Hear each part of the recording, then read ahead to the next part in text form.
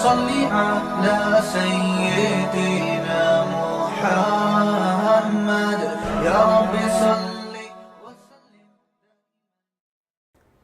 بسم اللہ الرحمن الرحیم. آج میں انشاءاللہ آپ کے سامنے سورہ آل عمران کا رکوع نمبر 16 اور چوتھے پارے کا رکوع نمبر 7 پیش کروں گا، اور حسب معمول سب سے پہلے اس کا لفظی ترجمہ مختصر گرامر کے ساتھ، پھر انشاءاللہ اس کی تفسیر پیش ہوگی. اعوذ باللہ من الشیطان الرجیم. بسم اللہ الرحمن الرحیم.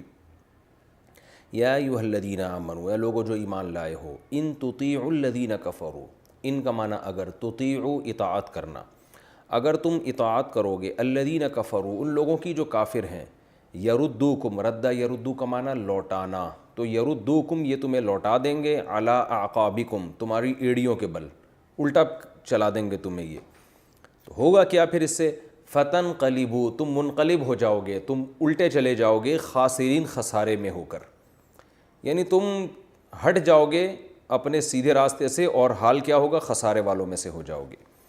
بل اللہ مولاکم، بلکہ اللہ ہی تمہارا مولا ہے، دوست ہے تمہارا. وہو خیر الناصرین، اور وہ بہترین مددگار ہے.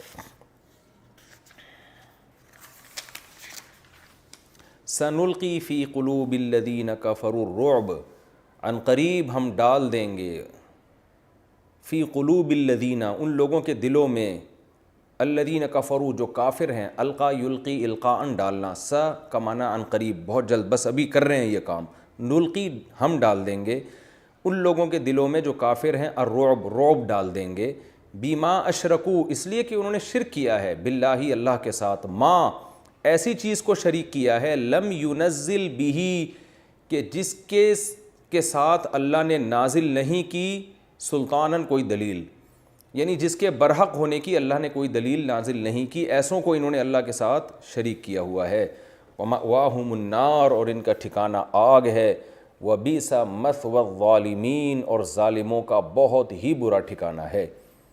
وَلَقَدْ تحقیق، صَدَقَكُمْ سچا کر دکھایا، صدقہ یصدق سچ بولنا، سچا کر دکھانا، اللہ نے سچا کر دکھایا، صدقکم تم سے، اللہ نے تم سے سچا کر دکھایا، وعدہ اپنے وعدے کو، اذ اس وقت، تحسونہم، حس یحسو کا معنی یہ حس سے نکلا ہے نا، چھونا کسی کو، یعنی اس کا معنی یہاں پر چھونا نہیں ہے، اس کا معنی ہے قتل کرنا. حس یحسو تحسونا تنصرونا کی طرح ہے، تحسونہم باذنہ جب تم اللہ کے حکم سے ان کو چھو رہے تھے، یعنی تم ان کے تعاقب کر رہے تھے، تو یہاں مراد ہے یہ کنایہ ہے قتل کرنے سے، یعنی زخم لگا رہے تھے ان کو. اللہ نے اس وقت اپنا وعدہ سچا کر دکھایا تھا جب تم ان کافروں کو اللہ کے حکم سے قتل کر رہے تھے، حتیٰ یہاں تک کہ اذا فشلتم جب تم ہی پیچھے ہٹنے لگے، وتنازع فشل یفشلو کا معنی یہاں پر ہوگا، یعنی تم نے معاملہ جو تمہارا ایک ٹریک پہ چل رہا تھا اس سے تم ہٹنا شروع ہو گئے. وتنازعتم فی الامر اور حکم کے معاملے میں تمہارا اختلاف ہو گیا. تنازع کا معنی ہوتا ہے اختلاف ہونا، یعنی حکم سے مراد نبی نے حکم دیا تھا کہ اس گھاٹی پہ اتنے افراد رہیں، تو اس میں تمہارا آپس میں اختلاف ہو گیا. وعصیتم اور تم نے نافرمانی کی، من بعد ما بعد اس کے کہ اراکم، ارا یری اراءتن کا معنی دکھانا، بعد اس کے کہ اللہ نے دکھا دیا تھا کم تم کو، ما وہ چیز تحبون جو تم چاہتے تھے، یعنی جو فتح اور نصرت تم چاہتے تھے اللہ نے وہ تمہیں دکھا دی تھی، اس کے بعد بھی تم نے اللہ کی نافرمانی کی اور نبی کے حکم میں تمہارا اختلاف ہوا. منکم تم میں بعض ایسے ہیں، من یرید الدنیا جو دنیا کا ارادہ کر رہے تھے یعنی اس وقت، ومنکم اور تم میں بعض ایسے تھے، من یرید الآخرہ جو آخرت چاہتے تھے، ثم پھر اس کے بعد، صارفکم، صارف یصرف کا معنی پھیرنا، اللہ نے پھیرا تم کو، عنہم ان سے، اللہ نے تم کو ان سے پھیر دیا، یعنی تم ان کے اوپر چڑھائی کر رہے تھے، اب اللہ نے تم کو ان سے پھیر دیا اور ان کو غلبہ دے دیا، یہ مطلب ہوگا. پھر اللہ نے تم کو پھیر دیا، عنہم ان سے، لیبتلیکم تاکہ اللہ تمہیں آزمائے. وَلَقَدْ اور تحقیق، عفا اللہ نے معاف کر دیا، عنکم تمہیں، تحقیق اللہ نے تمہیں معاف کر دیا ہے. واللہ ذو فضل اور اللہ فضل والا ہے، علی المؤمنین مومنین پر. اذ تصعدون، یہ وہ وقت تھا جب تم، اصعد یصعد، اصعادن کا معنی کسی بلندی پہ جانا، صعید یصعد صعودن کا معنی بھی، اذ تصعدون جب تم بلندی کی طرف جا رہے تھے. ایک جنگل تھا جہاں جب شکست ہوئی ہے تو بہت سے صحابہ اس طرف بھاگتے ہوئے جا رہے تھے. اللہ فرماتے ہیں اذ تصعدون جب تم اس طرف جا رہے تھے، ولا تلوون علی احد، لوا یلوی کا معنی لپیٹنا یا مڑنا، تلویون تھا اصل میں، اور تم مڑ نہیں رہے تھے علی احد کسی کی طرف مڑ کے بھی نہیں دیکھ رہے تھے. والرسول یدعوکم، اور رسول تمہیں پکار رہے تھے، فی اخراکم، اخرا کا معنی دوسری جانب سے، یعنی تمہارے پیچھے سے رسول تمہیں پکار کے اپنی طرف بلا رہے تھے. فاصابکم غما، تو اللہ نے پہنچایا تم کو غم، وہ شکست کا غم تھا.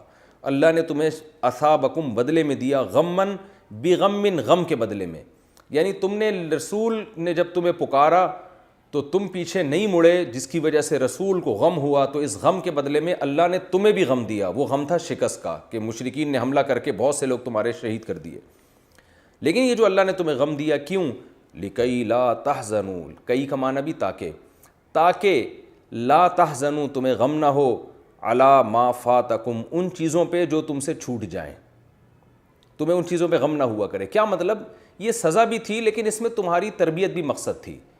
یہ میں تفسیر میں بتاؤں گا، لیکن لفظی ترجمے میں یہ اتنی تفسیر بتانا اس لیے ضروری ہے تاکہ ترجمہ بھی آپ کے دماغ میں بیٹھے. یعنی یہ اللہ نے تمہیں ٹینشن جو دی، پریشانی دی، اس کی ایک وجہ تو سزا تھی لیکن اس کی ایک اور وجہ بھی تھی کہ لِكَيْ لَا تَحْزَنُوا عَلَى مَا فَاتَكُمْ، آئندہ تمہیں غم نہ ہوا کرے ان چیزوں پر جو تم سے چھوٹ جاتی ہیں، جو تمہیں حاصل نہیں ہوتی. کیونکہ جب غم آتے ہیں تو غموں کو جھیلنا بھی سیکھتا ہے انسان. تو آئندہ تمہارا جسم مضبوط ہو جائے اور تمہیں غموں میں ٹینشن نہ ہوا کرے. اور وَلَا مَا أَصَابَكُمْ، اور نہ تمہیں غم ہوا کرے ان چیزوں پر جو تمہیں پہنچتی ہیں. یعنی دو ہی چیزوں پہ انسان کو غم ہوتا ہے نا، کچھ چیزیں چاہتا ہے مل جائیں لیکن وہ نہیں ملتی، اور کچھ چیزیں انسان چاہتا ہے کہ نہ ملیں مگر وہ مل جاتی ہیں.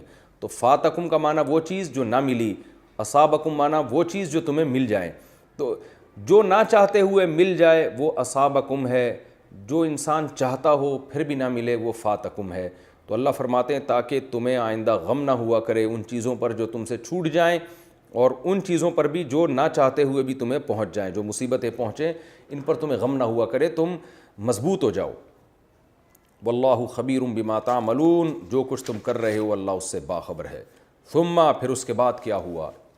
اس شکست کے بعد، انزل علیکم، اللہ نے نازل کیا تم پر، من بعد الغم، اس غم کے بعد جو تمہیں غم پہنچا نا، شکست کا، زخموں سے چور پڑے ہوئے تھے، اس غم کے بعد اللہ نے نازل کیا تمہارے اوپر امنتن، ایک سکون. امن کا مطلب یہاں سکون، ایک سکون کی کیفیت نازل کی. نعاسن یعنی اونگ، انسان جب ٹینشن میں ہوتا ہے نیند نہیں آتی، لیکن اللہ نے تمہیں اتنا سکون دے دیا کہ تمہارے اوپر نعاس، ایک اونگ کا غلبہ ہو گیا. ایک ہوتی ہے گہری نیند، ایک ہوتی ہے سکون میں انسان کو اونگ آنا شروع ہو جائے. یغشا طائفۃ منکم، جس اونگ نے ڈھانپ لیا، غشیہ یغشا کا معنی ڈھانپنا، طائفۃ منکم، تم میں سے ایک جماعت کو، ایک جماعت پر اونگ طاری ہو گئی جو مومنین کی جماعت تھی، ان کو اللہ نے سکون میں دے دیا. لیکن ایک جماعت جو منافقین کی تمہارے ساتھ تھی اس کی کیا حالت ہوئی؟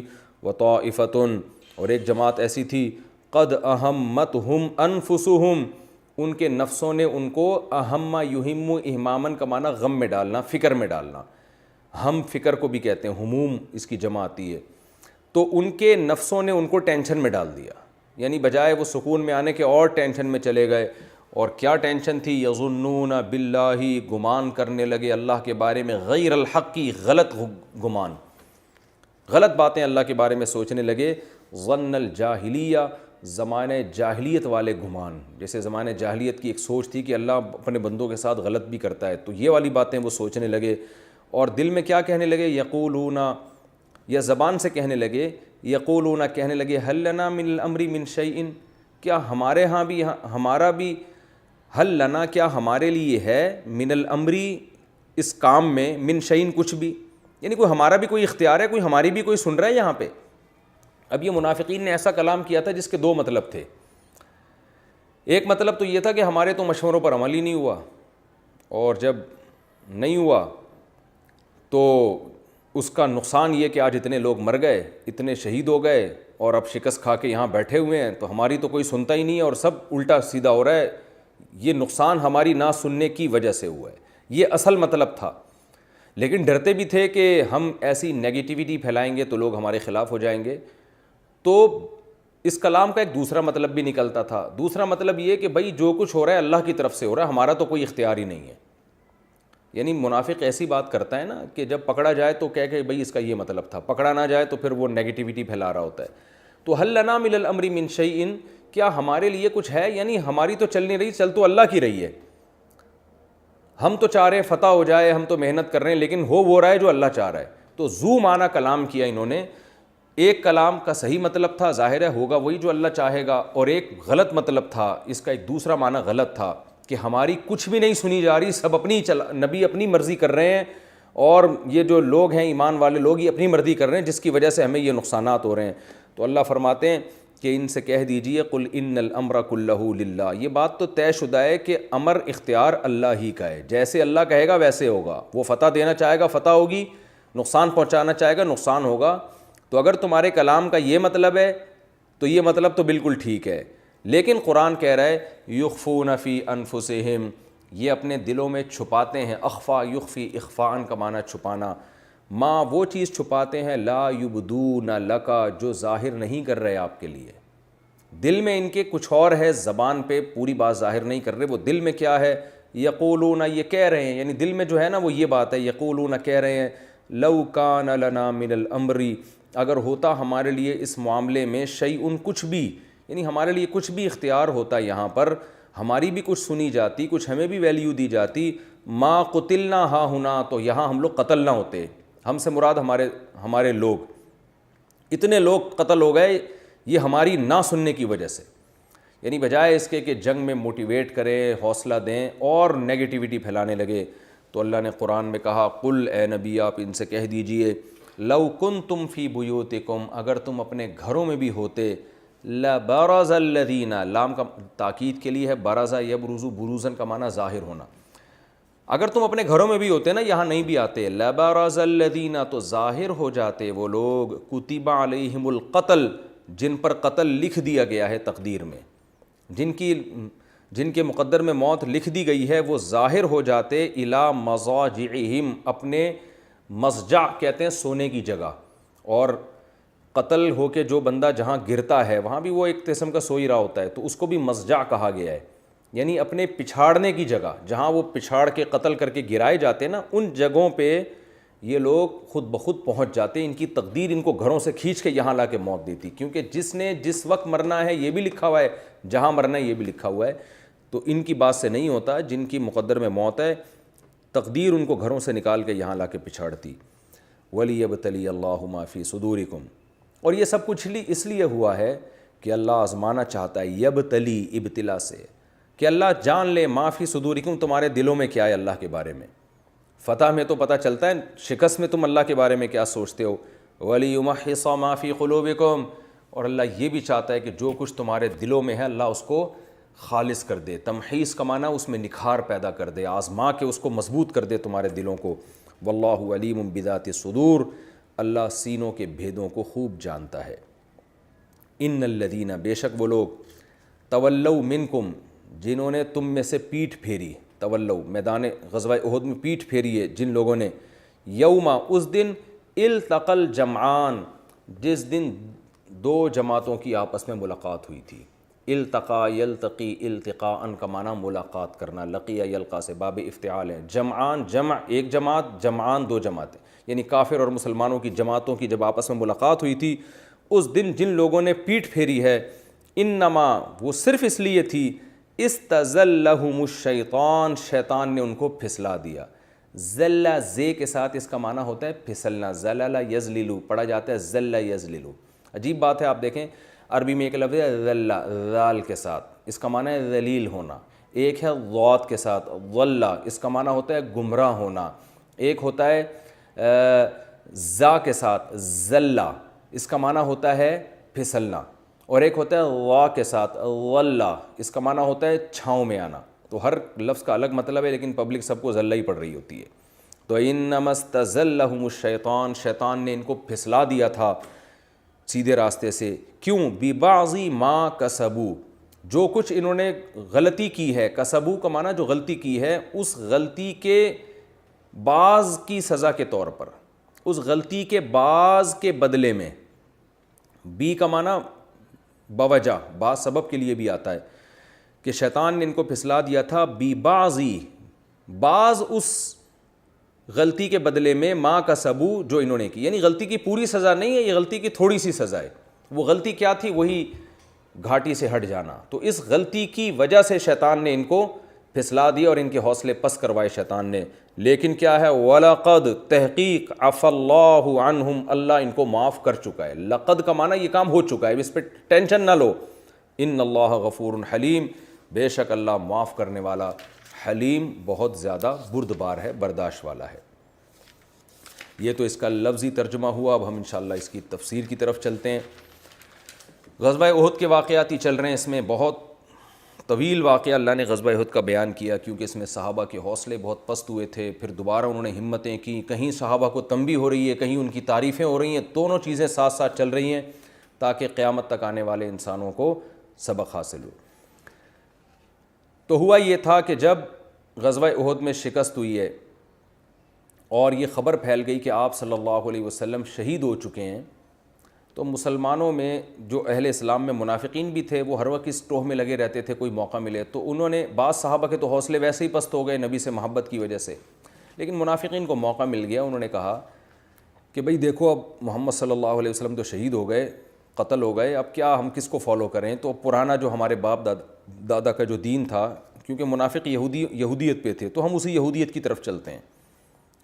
اس پہ قرآن میں آیتیں نازل ہوئیں، اے ایمان والو ان تطیعوا الذین کفروا، اگر تم ان کافر، یہاں منافق کو اللہ نے صاف لفظوں میں کافر کہا ہے، یعنی جو ایسی باتیں کر رہا ہے وہ تو کافر ہی ہے نا، ان کافروں کی اگر تم نے اطاعت کی، یردوکم علی اعقابکم، تو تمہیں الٹے پاؤں واپس لوٹائیں گے، یہ تمہیں اس دین کی طرف پھیر دیں گے جو پرانا دین تھا، جو غلط مذہب تھا، اس کی طرف لے آئیں گے، فتنقلبوا خاسرین، اس سے تمہیں فائدہ نہیں ہوگا بلکہ تم لوٹ آؤ گے خسارہ لے کر، خسارے والے بن جاؤ گے۔ تو لہذا ان کی باتوں میں نہ آؤ، یہ تمہارے مددگار نہیں ہیں، یہ تمہارے دوست نہیں ہیں، بل اللہ مولاکم، بلکہ اللہ تمہارا مددگار اور دوست ہے، وہو خیر الناصرین، اور وہ بہترین مددگار ہے۔ تو ان کی باتوں میں مت آیا کرو۔ یہ آیتیں بعد میں نازل ہوئیں، لیکن اس میں ماضی کی حکایت کی گئی ہے کہ یہ کچھ ہو رہا تھا، تم نے آئندہ بھی ان کی باتوں کو فالو نہیں کرنا۔ رہا مسئلہ شکست کا کہ زخموں سے چور تم بیٹھے ہوئے ہو، تو اللہ نے فرمایا غم نہ کرو، سنلقی فی قلوب الذین کفروا، ہم بس ڈالنے والے ہیں کافروں کے دل میں رعب، تمہارا رعب ڈال دیں گے۔ خالد بن ولید اور حضرت ابو سفیان جو اس وقت مسلمان نہیں ہوئے تھے، یہ جب چلے ہیں تو ان کو خیال ہوا کہ یہ جو زخموں سے چور لوگ ہیں یہ تو شکست کھا چکے ہیں، تو اب ہم پاگل ہیں، ہم واپس کیوں جا رہے ہیں؟ ہمیں چاہیے دوبارہ ان پر حملہ کریں ہم، یعنی جب یہ طاقتور تھے تو ہم نے ان پر حملہ کر کامیاب کر دیا، اب تو یہ زخموں سے چور ہیں تو ہم کیوں واپس جا رہے ہیں؟ لیکن اللہ فرماتے ہیں کہ ہم نے کیا کیا، ان کے دلوں میں رعب ڈال دیا۔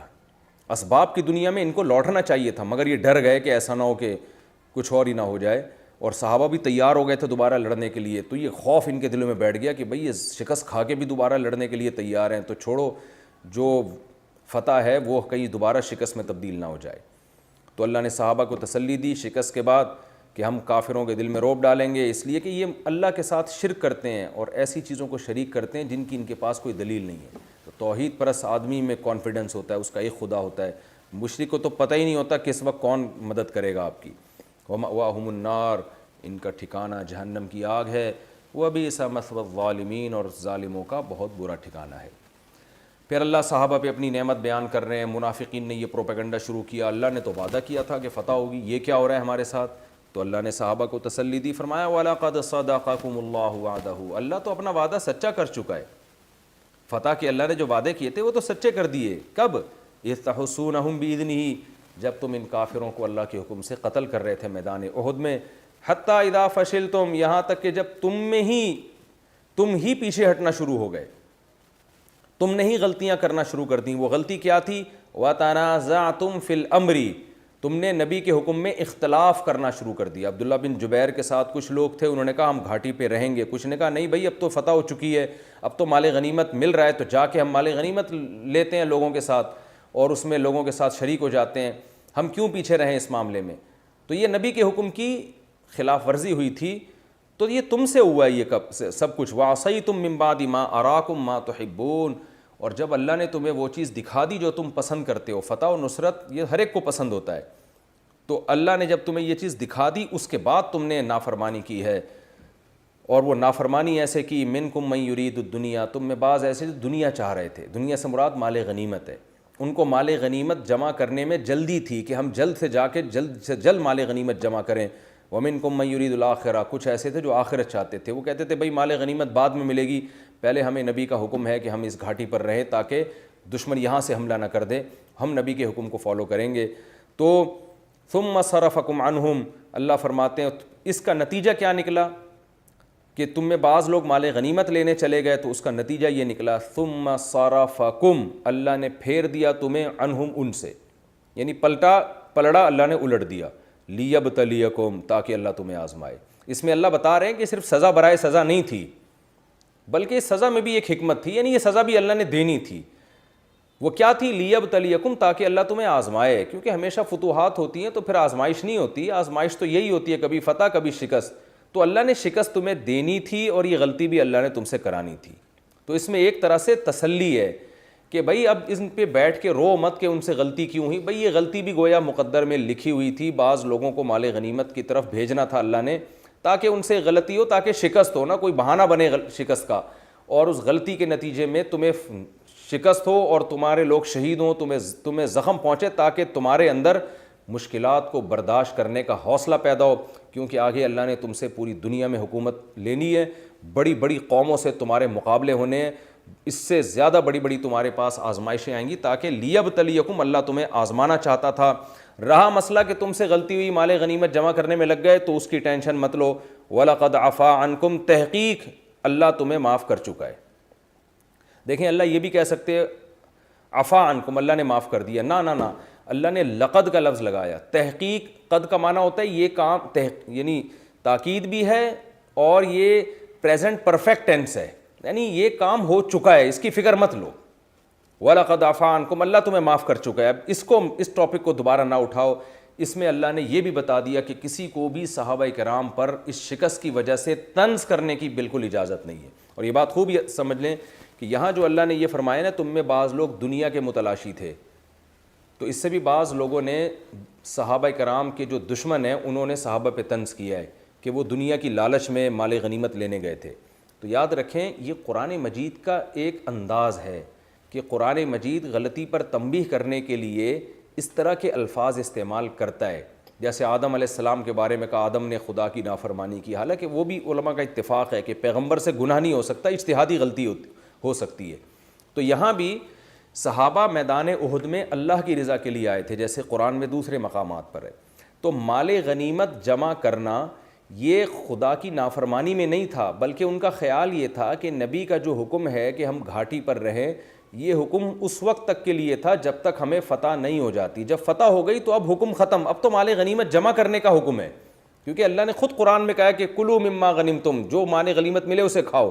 تو وہ دنیا کے متلاشی بھی حقیقت میں اللہ کی رضا کے لیے تھے, وہ مال غنیمت کی طرف بھی اللہ کا حکم سمجھ کے دوڑے, مگر چونکہ یہاں یہ دوڑنا شریعت کے خلاف تھا, ان سے اجتہادی غلطی ہو رہی تھی, اس لیے اللہ نے ان کے اس دوڑنے کو دنیا کی چاہت قرار دیا, ورنہ حقیقت میں اس کے پیچھے بھی آخرت ہی تھی.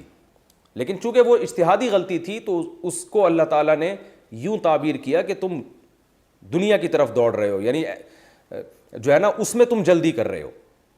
تو اس لیے خوب سمجھ لیں کہ یہاں صحابہ کے پیش نظر دنیا برائے دنیا نہیں تھی. اگر دنیا برائے دنیا ہوتی تو وہ میدان احد میں اترتے کیوں, اور اتنی سخت لڑائی میں نبی کا ساتھ کیوں دیتے, اور وہ تو پھر منافقین کی باتوں میں آ جاتے. تو اس لیے قرآن کہہ رہا ہے تم میں ایسے ہیں جو دنیا تلاش کرتے ہیں. اس لیے علماء نے اس کا صحیح ترجمہ یہ کیا ہے کہ تم میں ایسے ہیں جو جن کے عمل سے ایسا لگ رہا ہے کہ وہ دنیا کے متلاشی ہیں, کیونکہ فوراً مال غنیمت کی طرف گئے. حقیقت میں ایسا نہیں ہے, لیکن ان کے عمل سے ایسا لگ رہا ہے کہ وہ دنیا کے متلاشی ہیں. اس کی مثال ایسے جیسے آپ نے کسی کو دعوت پہ بلایا اور آپ نے ابھی ان کو اجازت نہیں دی کھانا کھانے کی, اور مہمان نے پہلے کھانا شروع کر دیا, تو ہم کہتے ہیں یار ایسا لگتا ہے کہ تم صرف کھانے کے حریص ہو. تو یہ صرف تنبیہ کے لیے بڑے کی طرف سے چھوٹے کو اس اسٹائل میں تنبیہ کی جاتی ہے. حالانکہ چھوٹا تو یہ سمجھ کے کھا رہا ہوتا ہے کہ بڑے نے اجازت دی ہوئی ہے, لیکن وہ جلدی کر دیتا ہے, تو جلدی میں یہ تعبیر کی جاتی ہے کہ بھائی تم تو لگتا ہے کہ بس کھانا ہی تمہارا مقصد ہے. تو اللہ کی ذات عالی شان ہے, وہ اپنی مخلوق کو اس انداز سے تنبیہ کرتا ہے.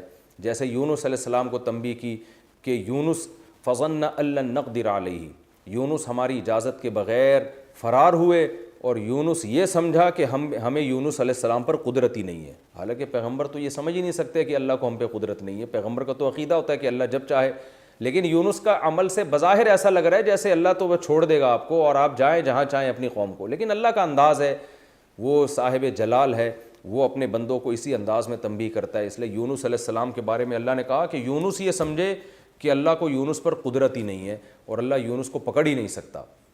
کیا مطلب؟ یونس کے عمل سے ایسا لگ رہا تھا, حقیقت میں ایسا نہیں تھا. یونس علیہ السلام تو مومن تھے, وہ کیسے یہ گمان کر سکتے تھے کہ اللہ کو مجھ پر قدرت نہیں ہے. تو یہاں بھی حقیقت میں ایسا نہیں ہے کہ صحابہ مال غنیمت کے حریص اور معاذ اللہ لالچی تھے, بلکہ یہاں مطلب یہ کہ تمہارے عمل سے ایسا لگ رہا ہے جیسے تم دنیا چاہتے ہو. اس لیے اللہ نے فرمایا منکم من یرید الدنیا, تم میں بعض ایسے ہیں جو عمل سے لگتا ہے کہ وہ دنیا چاہتے ہیں اور دنیا کے پیچھے بھاگ رہے ہیں, اور کچھ ایسے تھے جو ان کے عمل سے لگتا ہے کہ وہ آخرت کے ہی متلاشی ہیں, وہ گھاٹی میں کھڑے رہے. لیکن کچھ بھی ہو, وَلَقَدْ عَفَا عَنْكُمْ, اللہ تحقیق تمہیں معاف کر چکا ہے. وَاللَّهُ ذُو فَضْلٍ عَلَى الْمُؤْمِنِينَ, اللہ ایمان والوں پر بہت فضل والا ہے. لیکن ابھی اللہ نے تنبیہات ختم نہیں کی. فرمایا اِذْ تُصْعِدُونَ وَلَا تَلْوُونَ عَلَىٰ أَحَدٍ, اس وقت کو یاد کرو جب تم بھاگے چلے جا رہے تھے اور ایک دوسرے کی طرف پلٹ کے بھی نہیں دیکھ رہے تھے. وَالرَّسُولُ يَدْعُوكُمْ فِي أُخْرَاكُمْ, اور رسول تمہیں پیچھے سے پکار رہے تھے لیکن تم نے ان کی پکار کا جواب نہیں دیا. نبی نے 2 دفعہ پکارا تھا, ایک تو جب حملہ ہوا دوبارہ پلٹ کے, تو اس وقت تو بہت لوگ شہید ہوئے اور صحابہ کے قدم اکھڑ گئے اور پتھراؤ ہو رہا تھا. نبی اکیلے کھڑے ہوئے تھے, چند صحابہ بہت ہی بہادری کا مظاہرہ کرتے ہوئے آپ کے ساتھ تھے, اور اکثر حضرات وہ فرار ہونے لگے یہ سوچ کر کہ ہمارا اب یہاں میدان میں رہنے کا فائدہ نہیں ہے, کیونکہ لازمی موت ہی ہے اس صورت میں, کچھ بھی نہیں, یعنی ہم لڑ ہی نہیں سکتے اب. تو ایسی صورت میں شرن بھاگنا بھی جائز ہے جب آپ کو یقین ہو کہ اب لڑائی کا امکان ہے ہی نہیں. لیکن نبی نے جب پکارا تو بعض کا تو خیال تھا نبی شہید ہو چکے ہیں, اس لیے ان کا یہ خیال تھا کہ یہ نبی کی آواز نہیں ہے. تو بعض کا یہ حوصلے پست ہو چکے تھے. تو پہلی دفعہ میں جب پکارا تو بہت سے لوگ پیچھے, وہ پیچھے نہیں مڑے. لیکن جب دوسری دفعہ آپ صلی اللہ علیہ وسلم نے حضرت کعب بن مالک کو بھیجا اور صحابہ زخموں سے چور تھے, تو جب ان کو بھیجا تو صحابہ نے آپ کی پکار پر لبیک کہا, جس کی قرآن مجید نے تعریف بھی کی ہے, جن کا پچھلے رکوع میں جس کا تذکرہ بھی ہو چکا ہے. تو یہ پہلی دفعہ کی پکار کی بات ہے. تو اللہ فرماتے ہیں فَأَثَابَكُمْ غَمًّا غَمًّا بِغَمٍّ, تو اللہ نے تمہیں بھی غم دیا غم کے بدلے میں. تم نے رسول کی پکار کا جواب نہیں دیا, جس سے رسول کو غم ہوا, وہ میدان میں چند حضرات کے ساتھ اکیلے رہ گئے, تو اس کی وجہ سے اللہ نے تمہیں بھی غم دیا. وہ غم کیا دیا کہ شکست اور پکی ڈھکی ہو گئی. لِكَيْ لَا تَحْزَنُوا, لیکن وہی بات ہے, اللہ جہاں صحابہ کے بارے میں یہ بتاتا ہے کہ تم سے غلطی پہ میں نے یہ سزا دی, وہاں فوراً اللہ آپ دیکھ رہے ان آیتوں میں بار بار یہ بھی بتا رہا ہے کہ یہ سزا برائے سزا نہیں تھی, صحابہ کو تسلی دینے کے لیے. تو یہاں بھی اللہ کہہ رہے اللہ نے تمہیں اس غم کے بدلے میں غم تو دیا, لیکن یہ بھی غم برائے غم نہیں تھا, بلکہ لِكَيْ لَا تَحْزَنُوا عَلَىٰ مَا فَاتَكُمْ, اللہ چاہتا ہے تمہارے اندر یہ ایبیلٹی ہو, یہ قابلیت ہو کہ آئندہ تمہیں غم ہوا کرے تو اس کو پہ زیادہ ٹینشن نہ لیا کرو.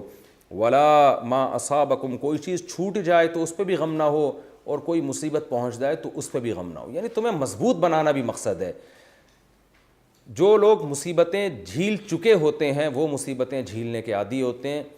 جن پر کبھی ٹینشنیں گزری نہ ہوں ان بیچاروں کو کیا پتہ کہ ٹینشن کیا ہوتی ہے, وہ آئندہ بڑے کام کر نہیں سکتے. واللہ خبیر بما تعملون, جو کچھ تم کر رہے ہو اللہ اس سے باخبر ہے. پھر اس کے بعد کیا ہوا, ثم انزل علیکم من بعد الغم امنۃ, پھر اللہ کی رحمت دوبارہ متوجہ ہوئی. تم زخموں سے چور پڑے ہوئے تھے, لیکن اللہ نے تمہیں جو خوف کی حالت تھی اس کو تبدیل کر دیا. جو مومن تھے, مخلص تھے, ان سے خوف کو اللہ نے دور کیا. اور کیسے دور کیا, ان پر اونگ آ گئی, سکون کی کیفیت آ گئی. ظاہر ہے نیند اسی وقت آتی ہے جب ٹینشن میں نہیں ہوتا انسان. تو اللہ نے تم پر نیند کو مسلط کر دیا, اونگ کو مسلط کر دیا. اور ایک طرف دوسرے منافق تھے, اللہ نے ان کا بھی راز فاش کیے. فرمایا وَطَائِفَةٌ قَدْ أَهَمَّتْهُمْ أَنفُسُهُمْ, ایک جماعت ایسی تھی جن کو ان کے نفسوں نے فکروں میں ڈال دیا. وہ کیا تھی, يَظُنُّونَ بِاللَّهِ غَيْرَ الْحَقِّ ظَنَّ الْجَاهِلِيَّةِ, اللہ کے بارے میں وہ گمان کر رہے تھے جو زمانے جاہلیت میں ہوا کرتا تھا. یعنی وہ کہنے لگے اللہ نے تو معاذ اللہ ہمیں مروائی دیا یہاں پہ. اور یقولون پھر دوغلی باتیں کرنے لگے حل لنا من الامر من شیء, کیا ہمارا بھی کچھ اختیار ہے یہاں پہ, یعنی ہماری تو کوئی سن ہی نہیں رہا ہے. ایک مطلب اس کا یہ تھا کہ ہماری تو کوئی سنتا ہی نہیں ہے, سب کچھ ہماری مخالفت کی وجہ سے ہوا ہے. اور ایک مطلب یہ تھا کہ بھئی جو کچھ ہو رہا ہے تقدیر کا حصہ ہے, ہمارا اختیار نہیں اللہ کا اختیار ہے. تو زو معنی باتیں کر رہے تھے. لیکن اللہ کہتے ہیں حقیقت میں کیا ہے, قل ان الامر کلہ للہ, ان سے کہتے ہیں حقیقت میں تو سارے اختیارات اللہ ہی کے ہیں.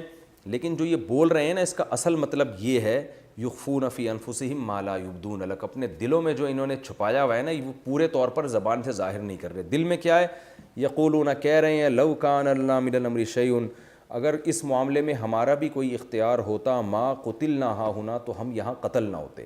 یہ سارا نقصان اس لیے ہوا ہے کہ ہم کہہ رہے تھے کہ مدینہ میں رہ کے لڑو, باہر مت نکلو, یہ جہاد نہیں ہے, یہ خودکشی ہے. ہماری نہیں سنی گئی اور آج ہمیں مروا دیا گیا.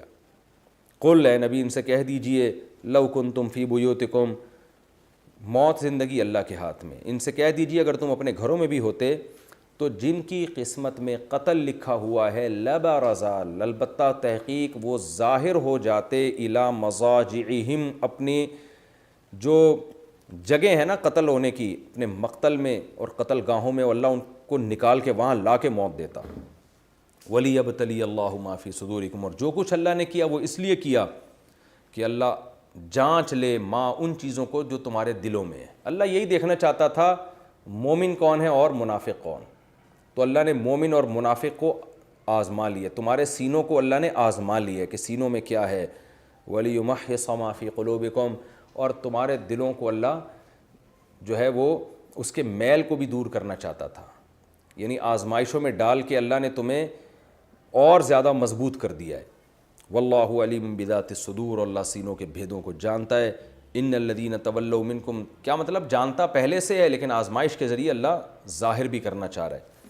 ان الذین تولوا منکم, اس رکوع کا آخری آیت اس پہ ختم ہو رہی ہے کہ فرمایا تم میں جو لوگ اس دن پیٹ پھیر کے بھاگے تھے جس دن دو جماعتوں کی آپس میں مقابلہ ہوا تھا. انما استزلهم الشیطان ببعض ما کسبوا, ان سے کچھ غلطیاں ہوئی تھی جس میں سے کچھ سزا اللہ نے ان کو دی ہے. وہ کیا سزا ہے کہ شیطان کو ان پر مسلط کر دیا اور اس غلطی کی وجہ سے شیطان نے ان کو پھسلا دیا. لیکن وہی بات ہے وَلَقَدْ عَفَى اللَّهُ عَنْهُمْ, اللہ دشمنان صحابہ کے لیے تو کوئی راستہ چھوڑ ہی نہیں رہے ہیں ان آیتوں میں. جہاں سزا کا ذکر ہوتا ہے اللہ معافی کا بھی ذکر کرتے ہیں اور حکمت کا بھی ذکر کرتے ہیں. فرمایا وَلَقَدْ عَفَى اللَّهُ عَنْهُمْ, تحقیق اللہ ان کو معاف کر چکا ہے. پہلے اللہ نے صحابہ سے خطاب کیا تمہیں معاف کر چکا ہے, اب اللہ ہم سے خطاب کر رہے ہیں کہ اللہ ان کو معاف کر چکا ہے. ان اللہ غفور حلیم, اللہ بردبار اور بہت زیادہ معاف کرنے والا ہے. یہ رکوع تھا جس میں ہم نے سورہ غزوہ احد کا واقعے کا یہ پہلو بہت اللہ نے تفصیل سے اجاگر کیا. اس کی تفسیر بھی ہو گئی, اس سے ہمیں جو اسباق ملتے ہیں مختصراً اس کا تذکرہ کر دیتا ہوں. پہلی بات تو یا ایھا الذین آمنوا ان تطیعوا الذین کفروا یردوکم علی اعقابکم, کافروں کی اتباع کرو گے تمہیں دین سے پھیر دیں گے. اور یہ کافر کی اتباع کب ہو رہی تھی؟ جب یہ خبر پھیل گئی تھی کہ نبی صلی اللہ علیہ وسلم کی شہادت ہوئی ہے.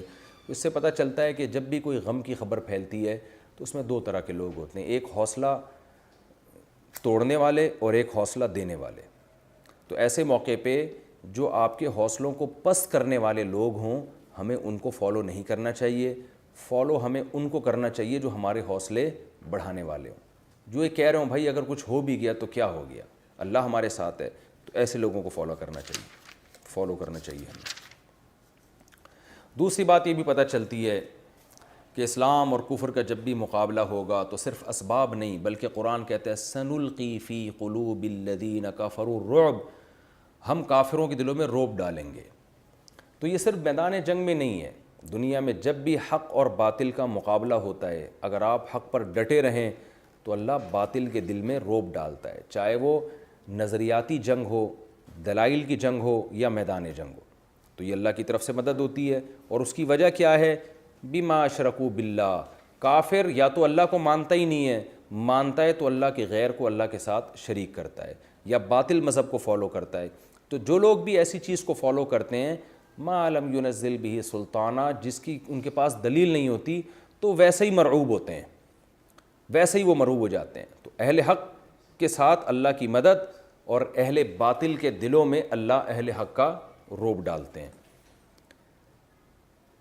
ان آیتوں میں صحابہ کی بہت زبردست فضیلت ہے۔ دیکھیں غلطی ہر انسان سے ہو سکتی ہے، ہمارا یہ عقیدہ نہیں ہے کہ صحابہ غلطی سے پاک تھے یا گناہ سے پاک تھے، لیکن آپ ان کی غلطیوں کو دیکھیں کہ قرآن ان کی اس غلطی کو بیان کر کے بھی تسلیاں دے رہا ہے کہ بھئی یہ جو تم سے غلطی ہوئی اور جو تمہیں سزا ملی تو اس میں بھی حکمتیں تھیں، گویا اللہ نے یہ ہونے دیا۔ جیسے آدم علیہ السلام سے غلطی ہوئی اور جنت سے نکالا تو یہ تو کام اللہ نے ویسے ہی کرنا تھا، اللہ نے انسانوں کو جنت میں تھوڑی رکھنا تھا، اس کا ایک بہانہ بنایا گیا کہ جی آدم سے غلطی کروا دی گئی، اور پھر ایک سبق مل گیا کہ غلطی ہوگی تو تم نے توبہ کرنی ہے جیسے آدم نے کی، غلطی پہ شیطان کی طرح قائم نہیں رہنا۔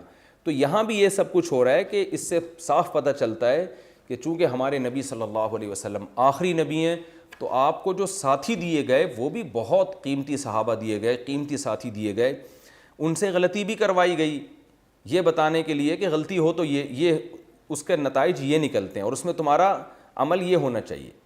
اور پھر ان کو تسلی بھی دی گئی کہ اس کی جو تمہیں سزا مل رہی ہے یہ سزا برائے سزا نہیں ہے بلکہ اس میں بھی حکمتیں ہیں، اور یہ بھی بتایا جا رہا ہے کہ اگر تم یہ سمجھتے ہو کہ غلطی پہ اللہ تم سے ناراض ہے تو ناراض بھی نہیں ہے۔ وَلَقَدْ عَفَا عَنْكُمْ وَلَقَدْ عَفَا اللَّهُ عَنْهُمْ، عَفَا عَنْكُمْ کا مطلب تمہیں معاف کر دیا، عَفَا اللَّهُ عَنْهُمْ کا مطلب ہمیں اللہ خطاب کرنے کہ ان کو معاف کر دیا، کسی کو ان پر اعتراض کرنے کا حق نہیں۔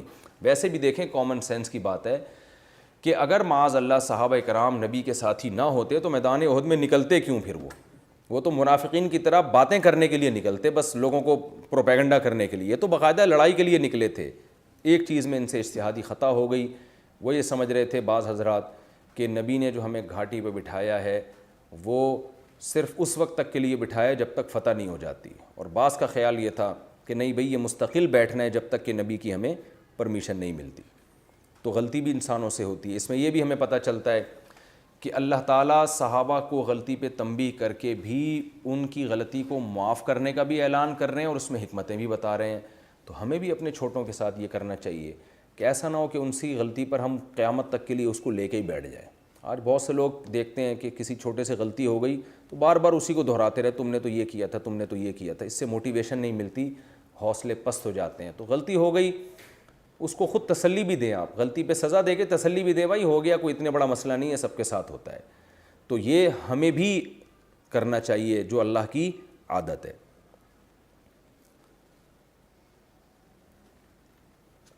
اس میں ہمیں یہ بھی پتہ چلتا ہے کہ اللہ کی طرف سے جو غم آتے ہیں وہ ہمیں بنانے کے لیے بھی آتے ہیں۔ لِكَيْ لَا تَحْزَنُوا عَلَىٰ مَا فَاتَكُمْ، تم سے کچھ چھوٹ جایا کرے تو غم نہ ہوا کرے، تمہیں کوئی مصیبت پہنچے تو غم نہ ہوا کرے۔ آج بچوں کو جس طرح سے پالتے ہیں والدین، اتنا ممی ڈیڈی بنا دیتے ہیں کہ ان میں ٹینشن برداشت کرنے کی صلاحیت ہی نہیں ہوتی، بڑے ہو کر پھر وہ ڈپریشن اور اسٹریس کے مریض بنتے ہیں۔ تو بچوں کو تھوڑا سا جو ہے نا سختی بھی کرنی چاہیے کبھی کبھار ان کے اوپر، تاکہ تھوڑی تھوڑی سختیاں جھیلنے کی بھی عادت ہو ان کو، اور ہر خواہش ان کی پوری نہ کریں۔ رمضان کے روزے اسی وجہ سے فرض کیے گئے کہ بھوکا پیاسا رہنا بھی سیکھو، تو بچوں کو بھی تھوڑی تھوڑی ٹریننگ دینی چاہیے۔ یہ نہیں کہ جو چیز مانگ رہے اسے آپ نے پکڑا دی، اس کا نتیجہ یہ نکلتا ہے کہ ان میں ٹینشن برداشت کرنے کی عادت ہوتی نہیں ہے۔ بڑے کام دنیا میں وہی لوگ کرتے ہیں جو سختیاں برداشت کرنے کے عادی ہوتے ہیں۔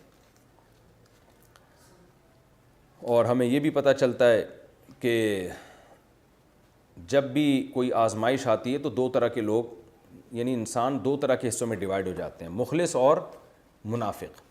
تو آزمائشوں میں دیکھنا چاہیے ہمیں کون ایسا ہے جو مخلص ہے اور کون ایسا ہے جو منافق ہے۔ تو یہ باتوں سے آپ کو پتہ چلے گا کہ کون اس وقت مثبت چیزوں کو پروموٹ کر رہا ہے اور کون اس وقت نیگیٹیوٹی کو فروغ دے رہا ہے۔ اللہ تعالی ہمیں سمجھنے کی، عمل کی توفیق عطا فرمائے۔ اگلا ایپیسوڈ ہمارا جو ہوگا وہ انشاءاللہ ہم سورہ آل عمران کا رکوع نمبر 17 اور چوتھے پارے کا رکوع نمبر 8، یہ انشاءاللہ اگلے ایپیسوڈ میں پیش کروں گا۔ وما علینا الا البلاغ۔